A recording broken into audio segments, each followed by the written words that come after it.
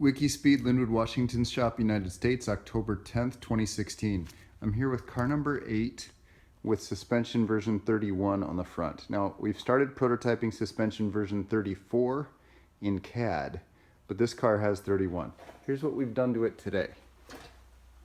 Reassembled the V31 front left suspension on car 8. That was 5 points. Adjust car 8 to 0 degrees toe. That happened today, a medium for each side. Shim kingpin for knuckle clearance, car 8. I'll show you what that means. So on V31 suspension, the knuckle needs to turn under the A-arm.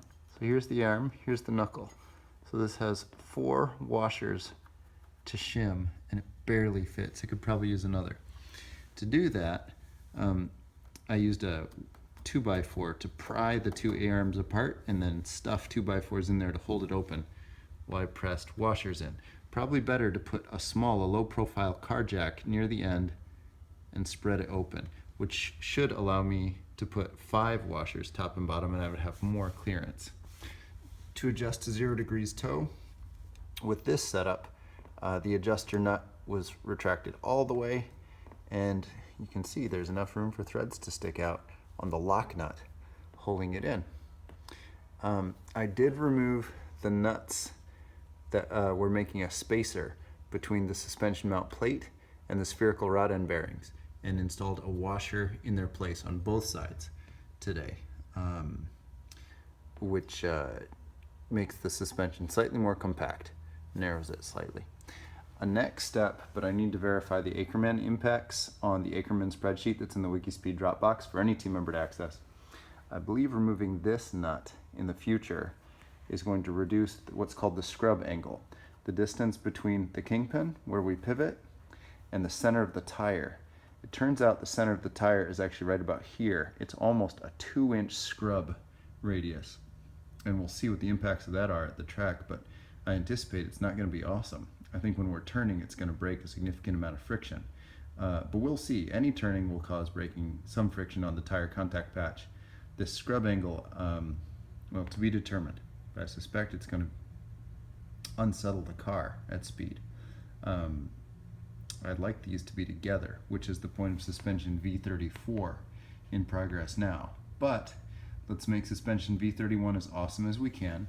So we may remove this nut, which will reduce the 2-inch scrub radius gap to 1.75 inches about, which is still not awesome, but better. Things are looking good. A next step is working with Mark Buckner and the First Robotics team. We want to put an axle nose replacement here that will pinch the bearing together. We currently use a rather heavy 2006 Honda Civic axle nose, which has a taper that matches this slightly radiused ring on the inside of the bearing. And the outside, it's basically just a washer that pinches it down. But what I'd like to do is make a piece of aluminum, 6061 T6, that's machined to match this taper. So it's just this part of the axle nose. Then it has a hole in the center for a 3/8 bolt. We can then attach a washer on this side that matches this ring and a nut and pinch it together that way with a much lighter assembly that's also less expensive. So hopefully the First Robotics team that Mark Buckner mentors will take that on as one of their learning tasks as they learn their new CNC mill machine and learn how to make more types of robot parts. Awesome to pair with groups all over the world and help each other in all sorts of ways.